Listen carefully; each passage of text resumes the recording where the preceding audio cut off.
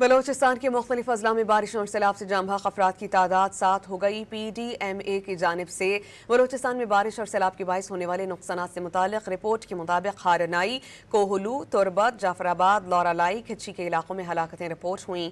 کوئٹہ سمیت بلوچستان کے بیشتر اضلاع میں گزشتہ رات سے بارشوں کا سلسلہ وہ جاری تھا اور محکمہ موسمیات کے مطابق بارش اور سیلاب سے صوبے کے مختلف اضلاع میں 7 افراد جاں بحق، متعدد زخمی ہوئے ہیں۔ رپورٹ میں یہ بھی بتایا گیا ہے کہ ہارنائی، کوہلو، تربت، جعفر آباد، لورالائی اور کھچی میں ہلاکتیں رپورٹ ہوئی ہیں۔ کچھ افراد کے زخمی ہونے کی اطلاعات ہیں۔ اس کے علاوہ بالاناڑی میں پشتہ ٹوٹ جانے سے 100 مکانات تباہ، 50 مویشی ہلاک ہوئے۔